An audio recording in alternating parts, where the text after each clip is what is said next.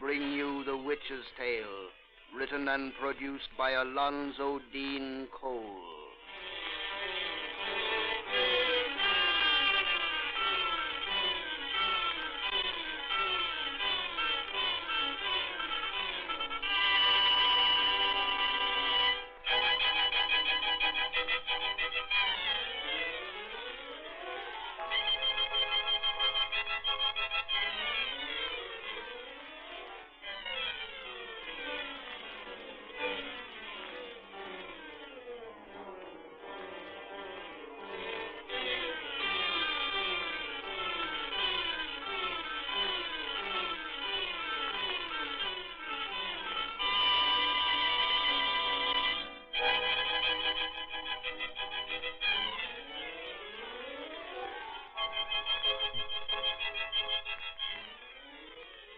Now let us join old Nancy, Witch of Salem, and Satan, her wise black cat.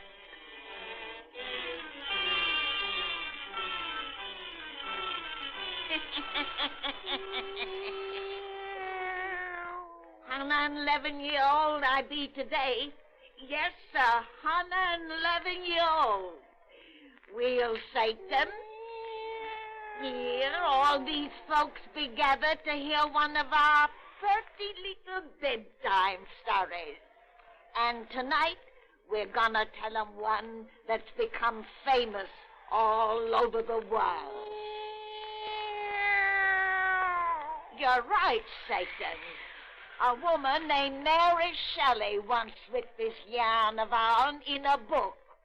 But she, nor no one else, never knowed the true facts of the case but me. Douse out them lights.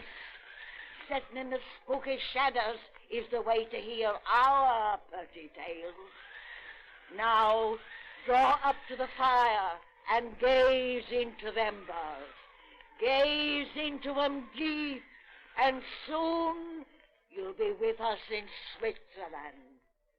Soon you'll hear our yarn of Frankenstein. Frankenstein.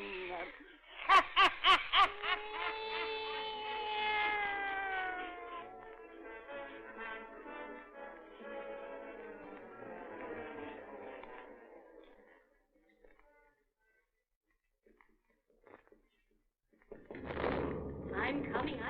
Don't break the door down. Who is it? Hi, Professor Waldman. Oh, just a minute. Oh, good evening, Madame Maurice. Good evening. Raining cats and dogs. Step inside so I can close this door. Yes, Madame Maurice. Oh, you're letting that wet umbrella drip all over my clean floor. Oh, I'm sorry. You men of science. But I suppose I should be used to such carelessness after keeping house for Victor Frankenstein. Oh, he's a very young scientist, Madame Maurice. Just wait until he reaches my age. You make me shudder. Where is our Victor? In his laboratory? Is he ever anywhere else? Doesn't even come out for his meals anymore. What is he doing in there, Professor, that he's so mysterious about? I don't know any more than you do. Our Victor is a genius, and genius shares its secrets with no one. Professor Waldman, I'm worried about that boy. In the last 6 months, he's changed terribly. Changed? Yes. He thinks of nothing but this work of his. You know how much he loves his fiancée, Elizabeth. Yet 3 times he's postponed their marriage because it wasn't finished. And I'm afraid of whatever he's doing. I feel it is unholy. Madame Maurice. Unholy, I tell you. It forbids me to enter that laboratory of his. But he can't close up my ears. At night I hear frightful sounds from there. Cries of animals in pain. And then from him who has always been so kind. Insane shouts of triumph. And I've seen the things brutish-looking men bring in this house. Hideous things from the slaughterhouses and the morgues. Last week, the public executioner was here. He brought the body of that robber who was beheaded in the square. There is no need for you to worry. However disgusting the tools he employs, you may be sure the object of Victor's work is to benefit mankind. I hope you're right, but... Shh. He's coming from the laboratory. Hear him lock the door behind him? From the care he takes, one would think that room was filled with gold. Good evening, Victor. Oh, Professor Waldman. I'm so glad you received my message and came at once. Oh, Madam Moritz, get your hat and cloak. I will send you to your sister's. In this awful storm? Oh, is there a storm? Is there a storm? Well, then you must call a cab. I'm sorry, but Professor Waldman and I must have the house alone. This is the night for which I've worked so long. The night on which I'll finish the crowning achievement of the ages. Victor, you are trembling with excitement. What have you done? Tomorrow all Switzerland shall know. My name shall ring throughout the world. And you shall know first, dear Madam Moritz. But tonight you must go. You must go now. You mean your work is ended? Yes. There will be no more dead bodies coming through that door. No more horrors from the No, slaughterhouse. that's over. Now go. Go. I'm going. Even though I catch my death of cold in this awful storm, it'll be worth it. Go. Please go. Victor, what have you discovered? Wait till she's out of hearing. She wouldn't understand. She's gone. What is it? Come and see. Come into the laboratory. Professor Waldman, from the putrescence of death, I have wrested the secret of life. Life? Yes. I, Victor Frankenstein, have created man.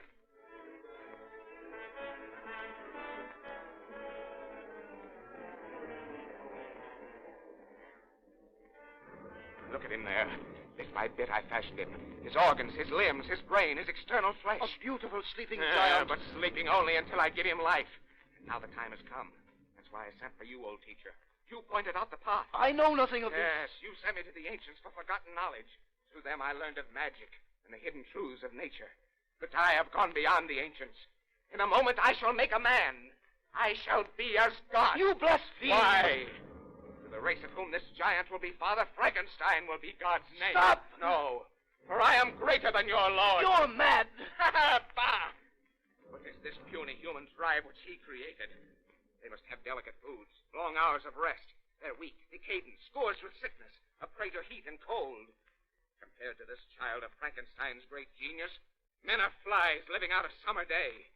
Look at him there, 8 feet tall, a mountain of strength, immune to weather, illness, and fatigue, with a brain that will grasp in a single hour all that man must take a year to learn. This machine will give him life. I pull the lever. Watch! No, don't! In a moment he will breathe, and I shall have improved on nature. I shall have improved on God. The giant's flesh grows warm. There's pulsation in his veins. Soon he'll rise and walk. Great God! No, great Frankenstein. Victor, the beautiful contours of his body are changing. What? His flesh is shriveling like a mummy's. Becoming ugly. Misshapen. You are creating a horror. The machine, I'll turn it off. Too late, he breathes. His voice.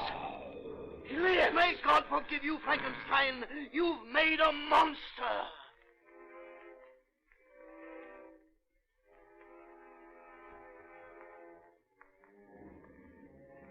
I can't go back into that house. I can't look at him again. You must. You should not have fled from him an hour ago. You are responsible for him. You are his creator. You're right. I am the great God Frankenstein. But how could he have changed so as I gave him life? I planned a thing of beauty. Produced a loathsome horror. Man cannot usurp the prerogatives of God. Let us go in. All right. Oh, why should I fear him?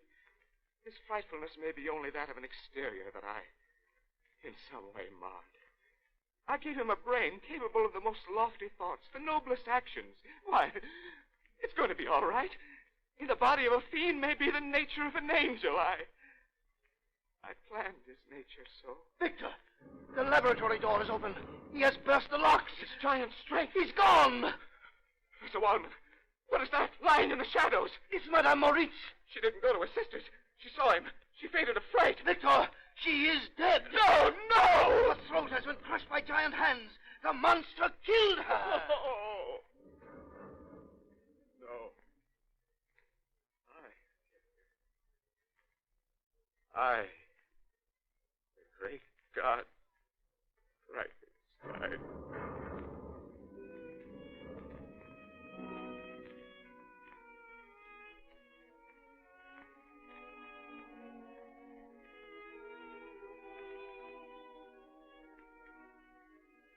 Well, my boy, how does it feel to be on your feet again?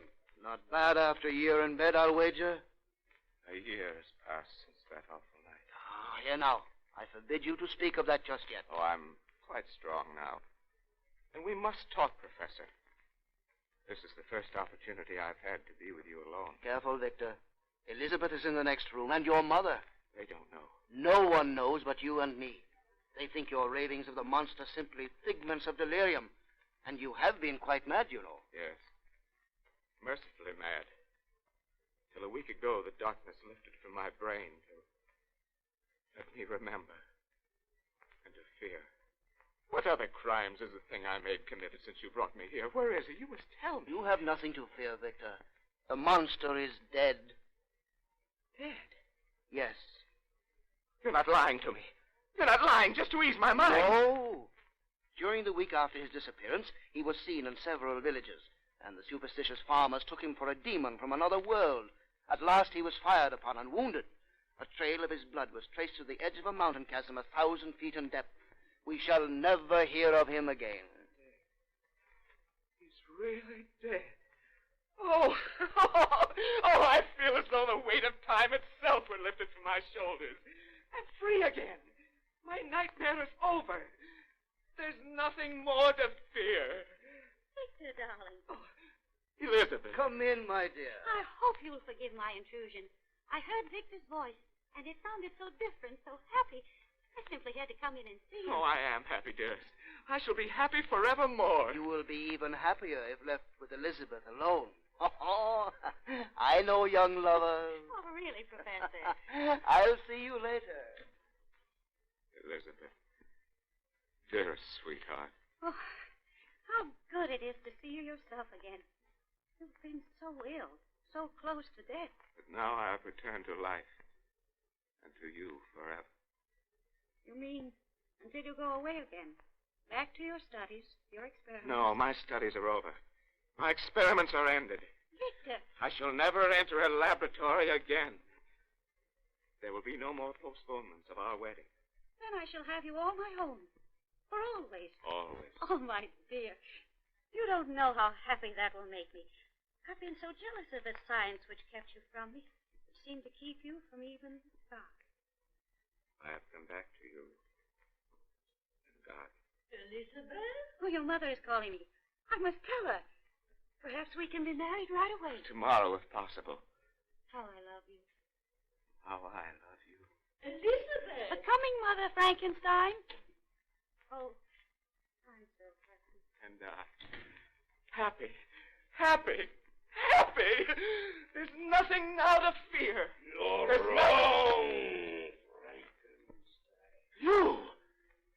Alive! Yes, I. The monster you created.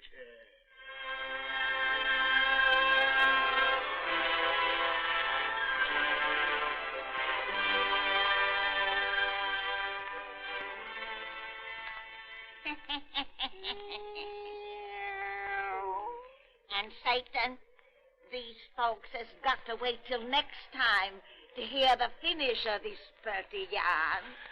Then we'll tell them some true facts about this Frankenstein and his monster that'll make their hair curl.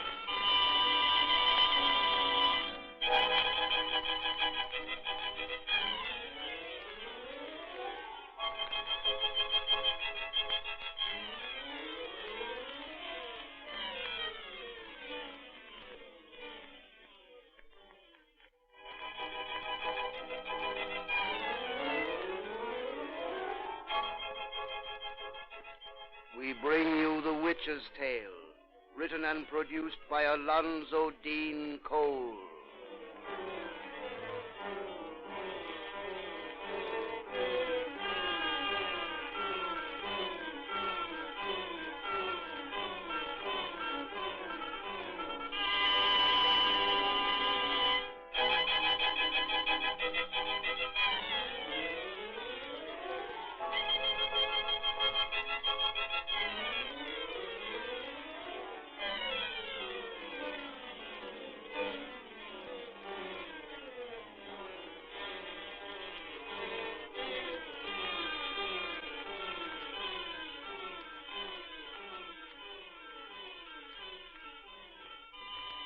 And now let us join old Nancy and her black cat, Satan.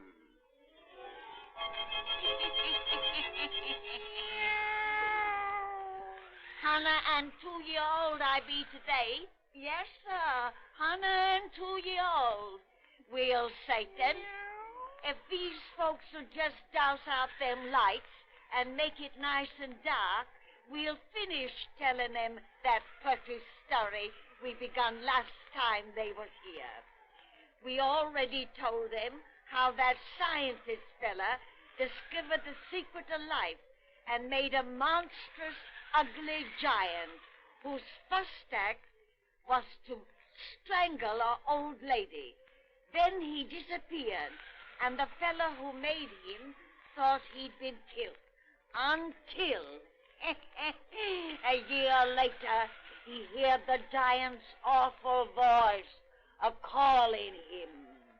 Now draw up to the fire and gaze into the embers. Gaze into 'em deep and hear the rest of our yarn about Frankenstein. Frankenstein!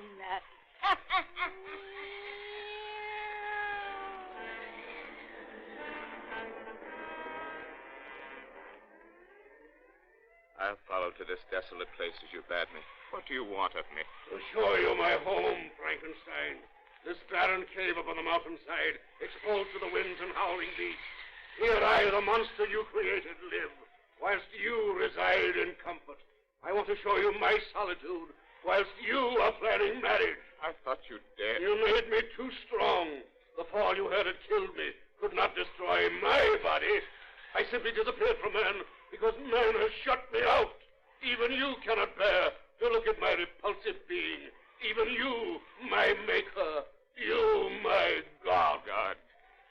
Great God, Frankenstein. Yes, when you made me, so you called yourself. How did you learn that I was your creator? Upon that night when I first knew life, you fled from the horror you'd given breath from me. I was naked, it was cold. I wrapped a cloak of yours about me. There were papers in his pocket. When I learned to read, I found those papers were your notes of my creation. A pretty tale they told of how you made me from the refuse of the slaughterhouse and morgue. I'm partly man and partly beast. You owe me recompense for the awful life with which I am cursed. That is why I summoned you tonight, that you may pay your debt. What do you wish? A companion. Companion? Yes, Frankenstein. Oh, I hate you, yet I love you, for you're all I have. Take pity on the thing you made, for I am lonely, with a hunger that no man can ever know. You want me for your companion? No, you no more than other men can bear to look upon my frightfulness. Give me a creature as loathsome as myself, one who will not turn from me to hide its eyes in horror. You mean create another monster? Yes, for everything upon this earth excepting me, there is a mate. Of my breed, I am Adam. Frankenstein, make me an Eve. Eve? A female? Yes. No. Yes, you planned marriage. Why not I? No. Why, you might loose upon the world a race of monsters. A race who would destroy mankind. I swear we'll do no harm, Frankenstein. I beg. Never. I presume no more upon the powers of heaven. I experiment no longer with the mysteries of God. You will not create for me a mate? No, 1,000 times. Yet you yourself will take one? Beware, you made me strong. I can crush you like a shell. I'm not afraid of you. Only of life's secrets I have already probed too deep. I will not do the thing you ask. Then die! Strike! No, hour of your greatest happiness, I will strike. Straight to your heart, Frankenstein. Wait and hear, for I'll be with you on your wedding night. On your wedding night.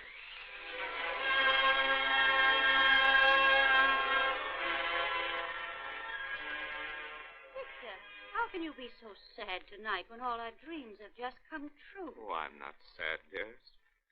Well, how could I be when at last you are my wife? Victor, you're keeping something from me. No. You are. Professor Waldman has been acting strangely, too. And the grounds outside are filled with strange men who look as though they were policemen standing guard. You have nothing to fear, my darling. No enemy who would harm you on our wedding night? Oh, of course not, darling. Why, what could I be afraid of on our wedding night? Victor Frankenstein. Oh, yes. I'll let you in, Professor Waldman. Victor, come with me at once. Oh, excuse me, Elizabeth. I must speak to your husband alone. What is all this mystery? It's nothing, dear. Now, you stay here. I'll explain everything when I return. Hurry, Victor. Yes. Excuse me, dear. But, Victor, darling. Close the door tightly. She must not Monster. hear. You see the monster? The police have him surrounded. Good. Come on. No, wait. He's cunning. I can't leave Elizabeth in that room alone. It is you he threatened to strike, not her, and we have him in a net. He cannot get away. Then leave me to him. At last, let me destroy the awful thing my hands have made. Elizabeth! Quick, back to that Oh, room. God, keep her safe. The door is locked. Burst it open. Elizabeth! She's lying crumpled on the floor. That open window. The monster. Straight to your heart, Frankenstein. Straight to your heart. Elizabeth. She's dead.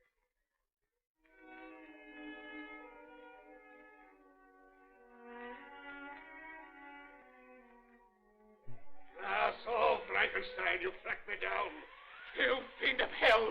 Stand out from those rocks where I can see you. So you may aim at my breast that pistol which you carry. Very well. I have you now! Not yet! You forget how fast I move. Let me go! Oh, did you think to destroy me with weapons such as this? I, whom you made superior to the puny race of men, I throw your pistol into yonder chasm. And I release you unhurt and unharmed. Some way, sometime with another weapon, I shall bring you death. Tonight you have killed the woman I love best in all the world. On her broken body, I have sworn to live for your destruction. I told you I'd strike you to the heart. You thought I meant your heart of flesh, your body. There was a better way. I've turned your happiness to misery. Oh, God, great Lord of all, destroy this monster. You are my God. You, my Lord of all. Listen, my father.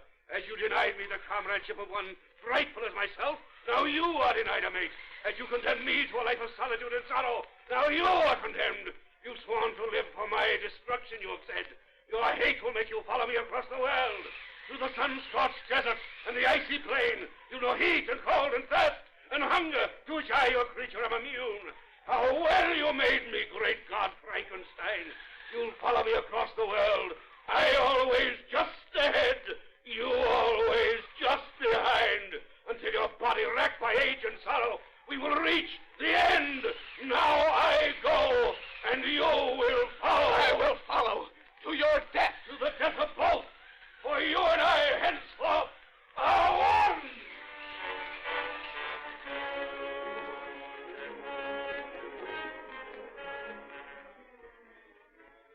Oh, across the way.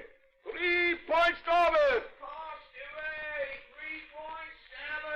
Castaway here in the Arctic Circle. Aye, sir. Take this glass. It's a man on a floating block of ice, probably broke away from the mainland, sir. Gad, a white man, 1,000 miles from humankind. Some explorer, probably, like ourselves. Yes, who's lost his party. He may be a companion of that strange giant we saw in the distance a week ago. If we can get him, sir. We'll try. Man the longboat. All hands up, man the longboat. Cross the way, cross the way.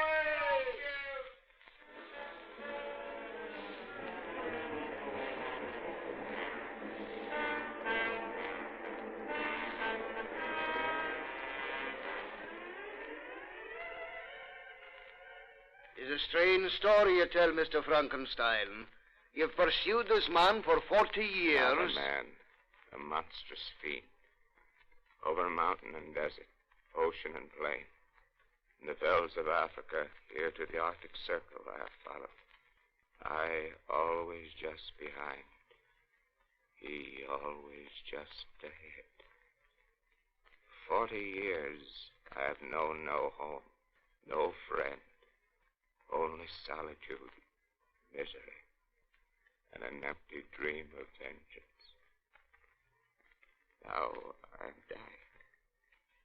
I can pursue no longer. There, man. 5 days on that ice floe didn't do you any good. But our ship's doctor will soon have you on your feet and as good as new. What you need now is lots of rest, so I'll leave you until morning. Good night, Mr. Frankenstein. Good night, Captain. Rest. Lots of rest. Yes, my father. You. I crept aboard the ship when darkness fell. I expected you. For we have reached the end. Yes, a god as miserable as is Adam. And Adam as sorrowful as is God. Sorrowful because your vengeance is over. No, Frankenstein. At the end, there is no longer heart for vengeance. All things cease. All things begin again. You're dying. The son cannot survive the parent. Let me lift you in my arms. Carry me to the deck. Gently, tenderly I bear you, for you're all I've had to love, all I've had to hate. Frankenstein, forgive me at the end. I forgive. And forgiveness beg. Beneath these icy waters, let there be one grave for both. You and I, creator and created. My presumption and your misery. We're at the rail. The waters wait below. Let us find peace together. Now. The end. The end.